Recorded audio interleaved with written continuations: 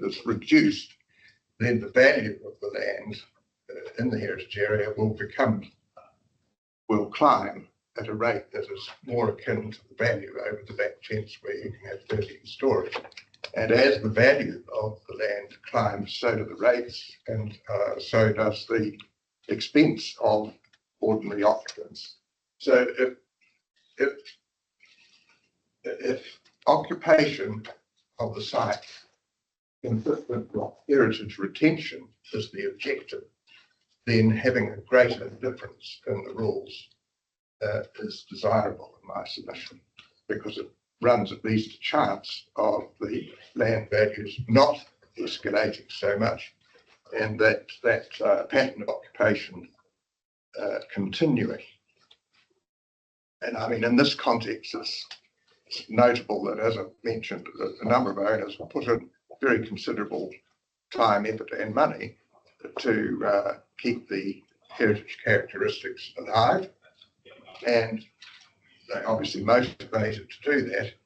But these days we don't usually get any help, even though we're producing presumably a public benefit. We don't get any help for it. So the less we are hit with unwelcome expenditure to maintain it, the better. And the more likely it is that the areas will work in the way that the planning concept aspires to have occurred. So, not bad. Timing wise, I mean, not commenting on the I appreciate that. Don't stay here. We might have questions for you. Sorry, yes. I don't mean to be unkind, but we are trying to balance. I understand. And I do a lot of listening myself in different scenarios. Questions? No, it's very clear. Very clear. Thank you. Thank you. Oh, very much. We do appreciate it. Thank you. Mr. Harding. Thank you very much. Forward. If that's ours or. It's certainly not mine. No, okay. No.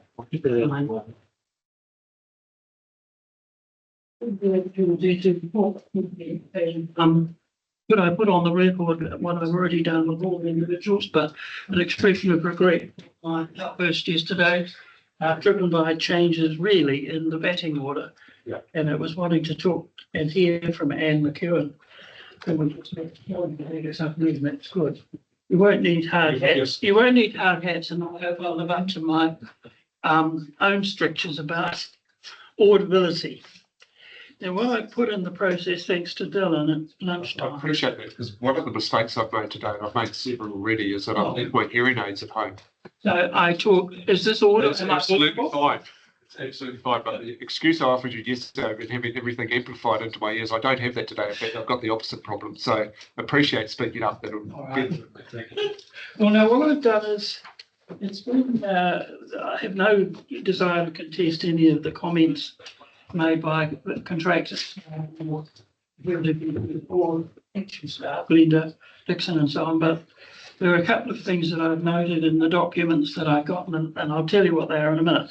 What you will have, and you haven't had time to assess, and I'm not going to read it in the interest of time, is the late update on the confusions. And I think what I'm not doing is making submissions over the Cashmere, Macmillan Avenue and other character area and the proposals on there, other than to support them.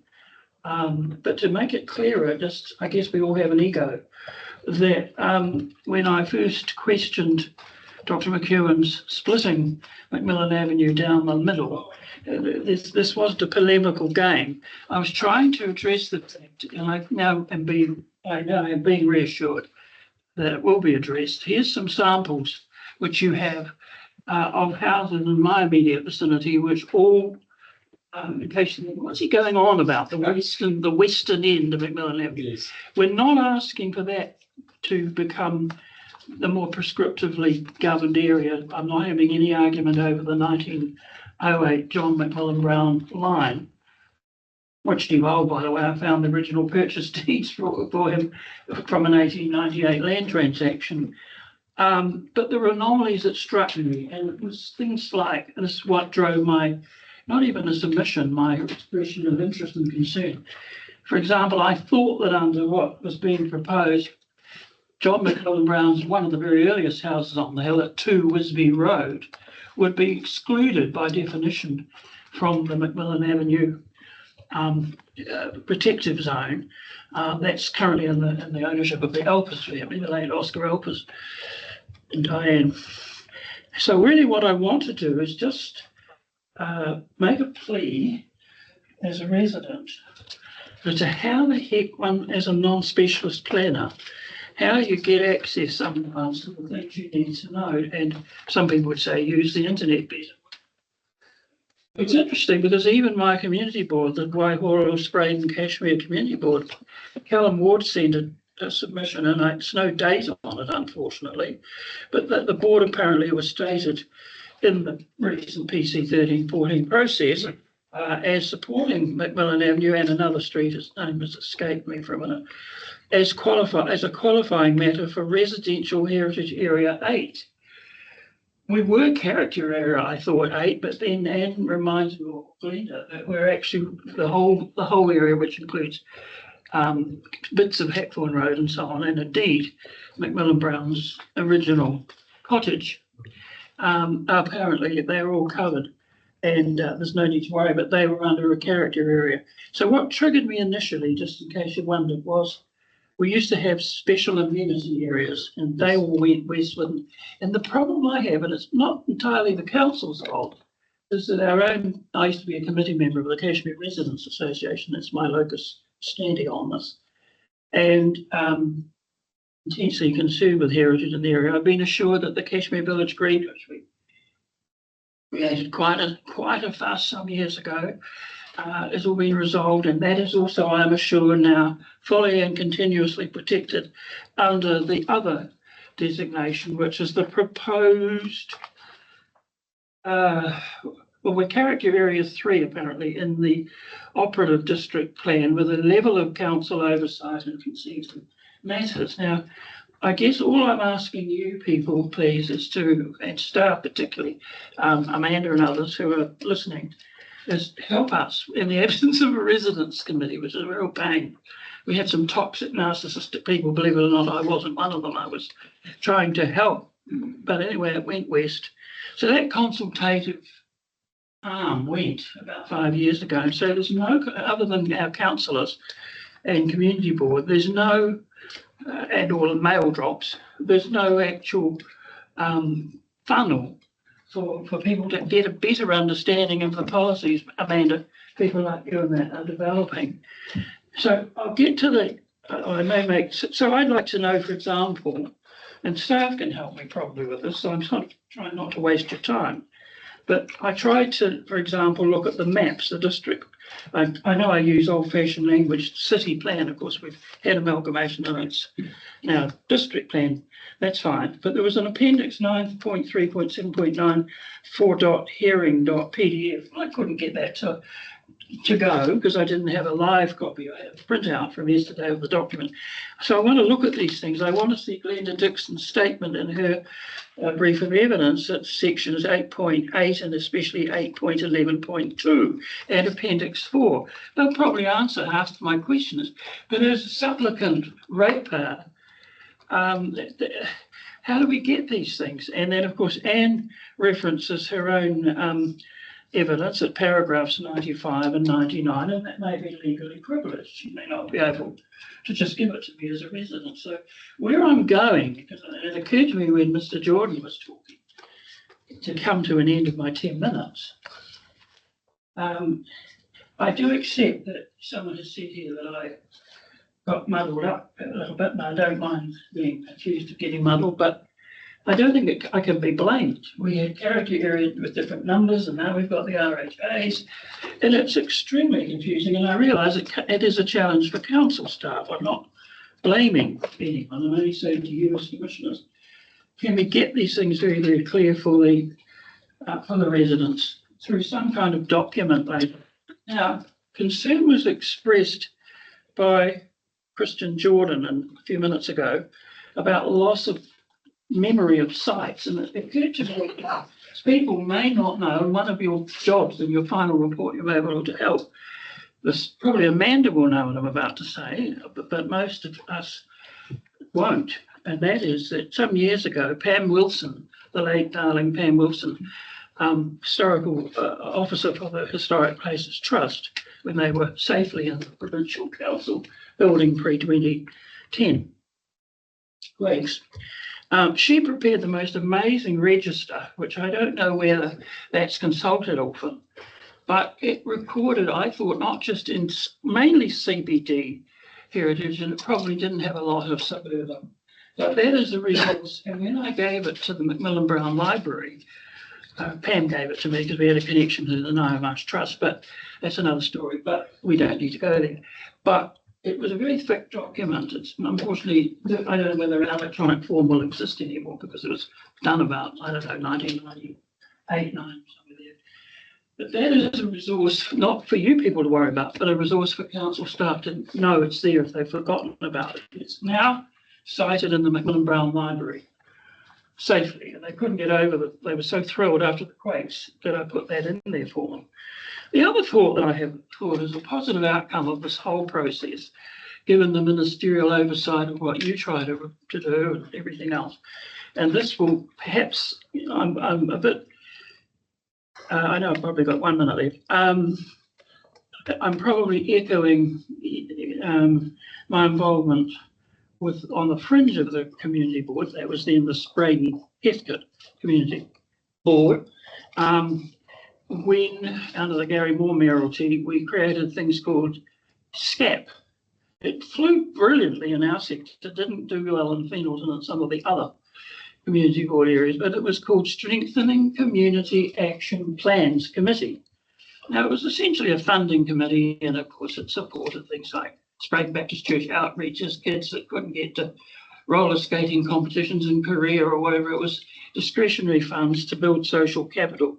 But I'm wondering if a possible recommendation might be that a heritage planning working party, the bureaucrats, oh no, we don't want that, that's more work, what do you mean? But maybe a heritage planning working party with very strictly delimited terms might occasionally, like a consultative group, be able to pick up all this data and concern that's come through this amazing PC 1314 process around heritage zonings. It doesn't mean that the citizens are non-elected citizens, are non-paid people from the residents groups or areas, such as myself. I would do this quite willingly and voluntarily. It's not a money issue. And it would soon sort out people who really cared about heritage from those who might be looking for emoluments. Would assist with this kind of data. I mean, here you've got the founder of the suburb, John Macmillan Brown, first professor of English classics at Canterbury University College from 1874, and his house isn't even in under any kind of. Now, I'm sure Annie Henshaw, who owns it, is very happy about it. And I refuse to nominate properties because you can constrict with overlays that are too prescriptive owners of very large and very expensive properties, and I'm not into that. But I'm very relieved, thanks to Anne telling me, that these properties, all the ones I've put on that photocopy, apparently, but I still haven't seen it. And what does it mean? And this is where I come to the working party, to have, maybe it's a subset of the community board. I don't know how we do it, but it would be great just to, it might only be one meeting. I was on the consultative group, again, unpaid, they're happy to do it. That assisted with the design, no, not the design, the functionality, not the design of the Christchurch South Library, which of course stands in tatters at the moment. But there are ways of citizen engagement and building social capital and trust of the kind that the fraying of which seemed to be part of Christian Jordan's submission. And I suspect some of the Chester Street people might feel some of that too. And it's probably a bit idealistic, but let's just say there are people of goodwill.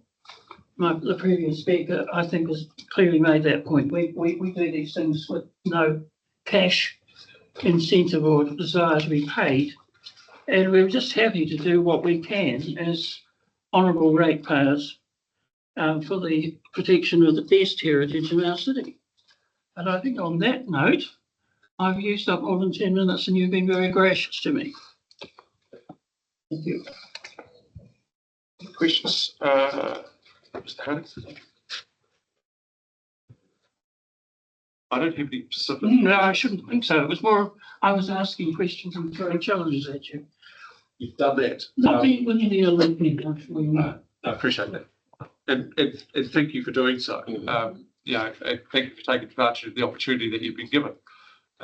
Great. Apologies for yesterday from our behalf.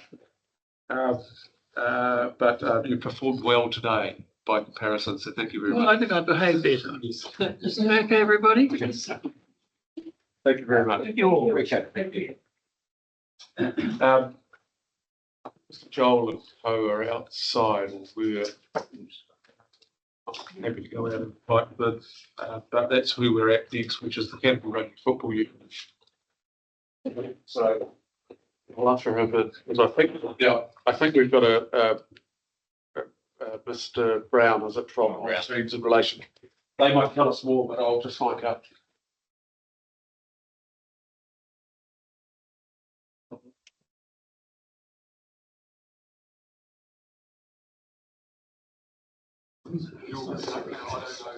Specific just.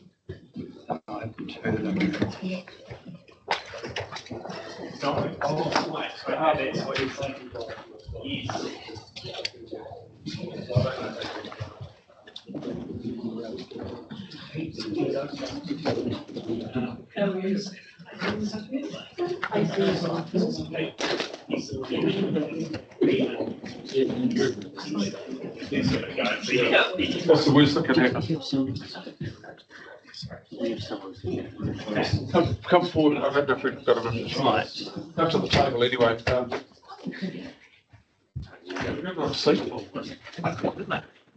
It's cosy. Yeah.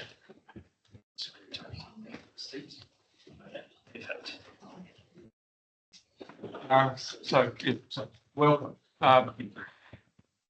So I understand you're here for several in relation to Canterbury Football Union's Yes, that's submissions. In your hands as to how we do that, and what material you want us to consider in the process of doing that now. yes, We've got Mr. Brown coming in potentially. Mr. Brown is sitting there. I can see. I'm not too sure. Sorry, how we get him up on the screen and. Dylan, is that you pushed? Oh, hello. There he is. He's popped up there. Hi everybody, I am here, thank you. Get a bit more volume. Is that? Oh, hang on. Is that better for you? Yeah, that's very good. Thank you. We've got a just Yes, of direct course. us as to what we should have in front of us. Yes, so we have a few documents here. Of course, I've pre-circulated some legal submissions today, and I completely appreciate you may not have had time to read them. We haven't, but got them. So We've also now got another copy. Are they the same or are they different? when was that sent to you? Or was that just provided to you? It arrived on my desk at the last minute. That will be the same as well. It'll be the same. I think it's a written copy that's Thank you. been provided. And then, of course, because we're quite short on time, I wonder whether or not it would assist the panel if I provided just a bit of an outline. Or the legal submissions. Yeah, of the legal submissions. Yeah, this is material we haven't received. Obviously, a lot of material we've had beforehand. Yes. We haven't, we've received it, we haven't read it. Yeah. So, it's helpful for us to take us through this. Now, it doesn't necessarily have to be a word for word, but Richard, we're trying to Yes. pull through this afternoon, but do take the time you think you need to get this across because we haven't read it. Yes. Okay. No, that's absolutely fine. Yes. Start. Yes. Perhaps with deficiencies in certificate term. Yes. So what I've done is I've prepped an outline, essentially just taking us through the salient points, because we're very short on time today. Don't feel too much pressure. No, don't. Yeah, I'd okay. rather you did what you needed to do, and we'll accommodate it as best we can. Yes. I would appreciate some names to begin with. But Yes, of course. So, Sam Chidgey, legal counsel, obviously for CRFU. next to me, Tony Smale, CEO of Canterbury Rugby. Tim Joel, consent. And then, of course, we have John Brown, Yes. Heritage. Yeah. And the way that we thought would assist today, appreciate, to assist the panel is I would run through summary legal submissions, and then Tony Smale would talk to his summary evidence, Right. and then followed by John Brown, and then Tim. And as I say, just to reiterate, Chris's view around, don't be too pressure. Yes, no, that's I'm conscious of pushing people along, but I'm trying not to disadvantage anybody. absolutely, and we also appreciate What's it. most important is actually hear what you have to say. Yes, it is also, quite a truncated process for that. It's all right. Okay, so I'll just start. Good afternoon, Commissioners. The summary is obviously presented on behalf of Canterbury Rugby Football Union and Plan Change 13. Now, of key, CRFU supports the request sought by Melissa McFarlane, seeking the St Albans RHA area overlay be deleted entirely. CRFU more specifically supports the request as it relates to deleting the RHA overlay over both Rugby Park and its 2 residential units at 6 and 12 Melbourne Street. So as we described, the 2 residential units. Yeah, we should have said we've visited those properties as well. We've visited that area. Yes. Looked specifically at those properties and the park as well. So we've got a general familiarity. That's brilliant. I expected that you guys would do that as part of the process. Now, yes, so as part of my outline, I'll go over 3 key points from the fulsome submissions that I filed yesterday, and that's, of course, the inadequacy of the Council 32 report, the heritage protection requirements under the RMA, and then just finally the matter of scope. Yep. So turning first to the issue of the inadequacy of the Council Section 32 report, which is traversed in full at paragraphs 10 to 15 of CRFU's legal submissions. Clause 5, subclause 1, Schedule 1 of the RMA directs councils to prepare an evaluation report under Section 32 and for the council to have particular regard to it when deciding whether to proceed with notifying a plan change. Now, it is well established that a Section 32 report, as you'll be well aware, must be both robust and accurate. And where there are material deficiencies in a council Section 32 analysis, there is an increased risk of a plan change being successfully challenged and declared unlawful at a later date, if someone were to, of course, bring a challenge. And here I submit the council's Section 32 evaluation does lack an adequate evidence-based justification for applying the RHA overlay to the entirety of the St Albans land, and more specifically to Rugby Park. And this is essentially because in relation to the RHA overlay, Mr Brown maintains the council risks conflating character and amenity here with heritage. And Mr Brown is also of the view that council has not produced sufficient justification to demonstrate that the St Albans land distinguishes between character and amenity values and heritage values, and therefore fails to demonstrate that the area should be elevated and included within the RHA overlay as a Section 6F RMA matter. Now, in relation to Rugby Park specifically, Mr Brown maintains the park is not integral to the history and significance of the RHA overlay. Consequently, it should not be subject to the same controls. Now, in addition, Council's Section 32 report lacks any evaluation of whether it is appropriate to apply the RHA overlay provisions to Rugby Park, including by undertaking a robust cost versus benefit analysis of that proposal. Now, Mr. Joel's own 32 AA evaluation, provided in the absence of a similar evaluation from Council, concludes it is inappropriate and unjustified to apply the RHA overlay provisions to Rugby Park, given its context, current zoning and activities that take place on site. So based on the evidence before the panel, I submit that Council's failure to complete an adequate Section 32 assessment is in of itself sufficient grounds to reject the RHA overlay in its entirety. Here, I do place emphasis on the recent Rayona decision, where the High Court found that a plan change was unlawful due to an inadequate Section 32 assessment, amongst other reasons. And relevant here in that Rayona case, the court found the absence of an appropriate Section 32 or 32AA cost versus benefit analysis amounted to an error of law. Yeah, just tell me a little bit more about that case, Mr. Chidgey. Yes, Some familiarity about it, but was that a judicial review? Yes, it was, and it was a judicial review of.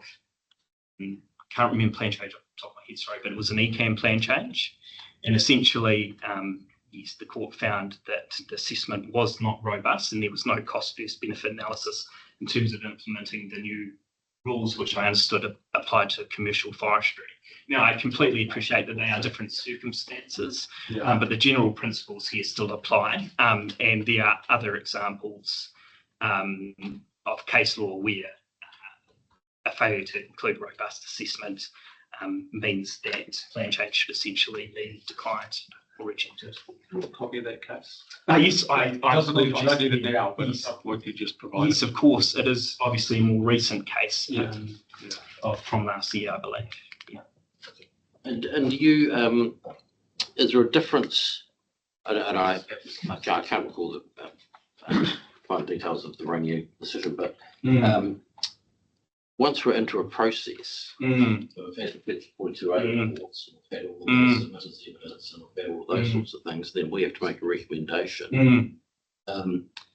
Legally, can that, if there are deficiencies in Section 32A, is that a methodology for curing those? For curing those, I do not know that question off the top of my head, but if the panel would allow me to come back in response to that. Yeah, I'm just very conscious of, I'm not going to get into legal discussion at the moment, but there are a number of cases where the Environment Court in essence undertakes that Section 32 analysis with reference to the original. And when you're looking at I'm just trying to work out whether there's a difference at the substantive hearing stage and whether we can. It can be cured along the way versus at the beginning doesn't need to be set in stone.